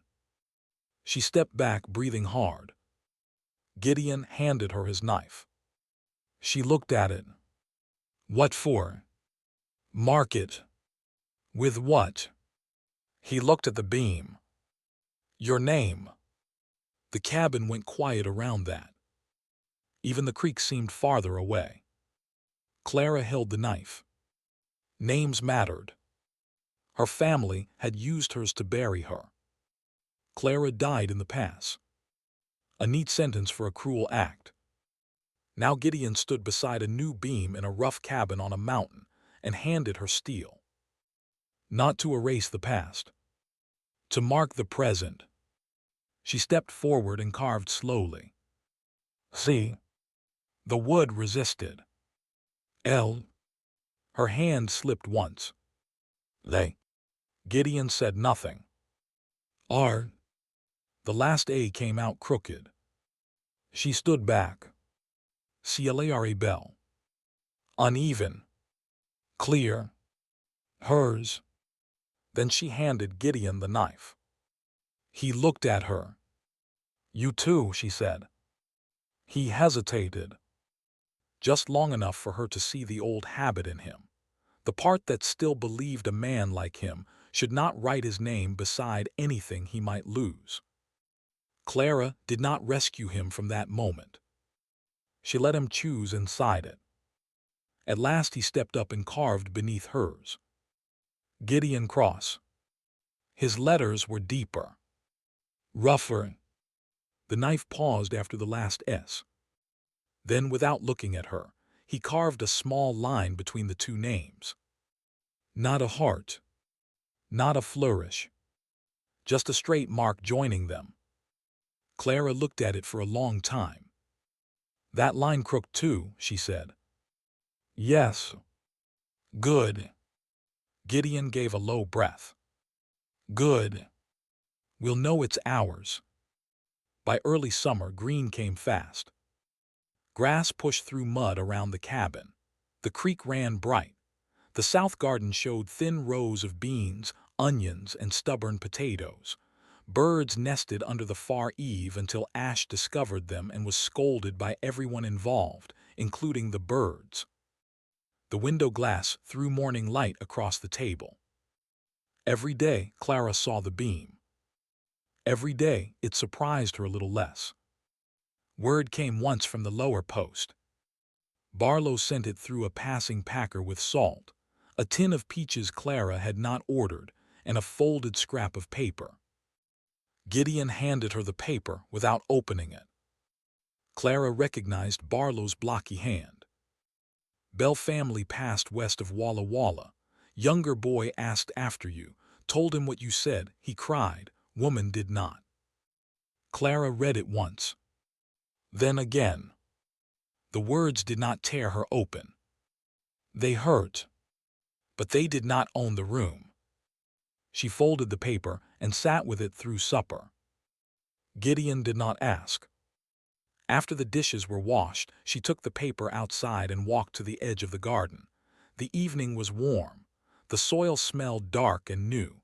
Small bean leaves trembled in a light wind. Gideon came out but stopped by the porch, giving her space. Always that when it mattered. Clara dug a small hole at the end of the first bean row. She placed Barlow's note inside. Then she covered it with soil. Not burning this time. Not hiding. Planting. When she returned to the porch, Gideon was still there. You all right? He asked. She thought about it. Not quickly. Not politely. Yes, she said at last, not untouched but all right. He nodded. That answer made sense to him.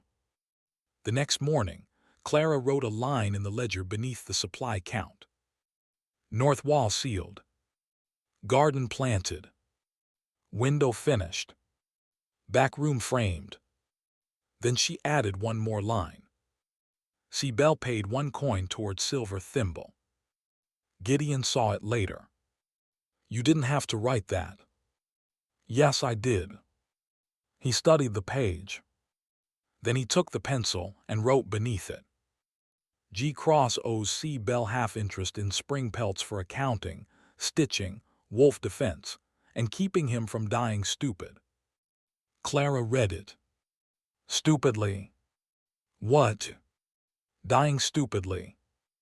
He looked at the word. I'm not rewriting it. You keep a poor ledger. Good thing there are 2 names in it now. She looked up. He looked back. The morning light came through the new glass and laid itself across both their hands. No one reached first. Then both did. Their fingers met on the edge of the ledger. Not a grand touch. Not a desperate one. A settled thing.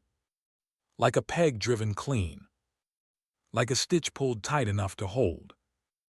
That night, after the work was done and Ash had claimed the best place near the stove, Clara stood at the open door and listened to the mountain. The creek ran below. The porch boards held under her feet. The garden waited in the dark. Behind her, Gideon moved around the cabin with the quiet weight she knew by heart now. Coffee pot on the stove, chair drawn back, fire checked, small sounds of a life no longer arranged for one person. She thought of the clearing in November. The warm coffee pot, abandoned by a dead fire. The sewing box on the stump. The wagon tracks running away fast through snow. For a long time, she had believed that was the moment her life was decided. But it had only been the moment other people stopped getting a vote. Clara touched the doorframe. Her name was not carved there yet. It was carved on the beam inside. That was better. A door was where people left. A beam was what held the roof. Gideon's voice came from behind her. Cold as coming in. She smiled into the summer dark. Then shut the door. You're standing in it. I noticed. A pause. Then his footsteps came closer. He did not move her. He stood beside her and looked out. The stars were sharp over the black pines. No storm hid them now. No wagon waited in the clearing. No note asked God to forgive what men would not face. Only the cabin. The creek. The garden. The road below, open if she ever chose it. And beside her, a man who had finally learned that asking someone to stay was not the same as trapping them. Clara took one breath of pine, smoke, damp earth, and coming rain. Then she stepped back inside. Gideon pulled the door shut. The latch caught strong. The fire held. And on the new beam above them, 2 crooked names sat in the lamplight, cut deep enough to last through winter.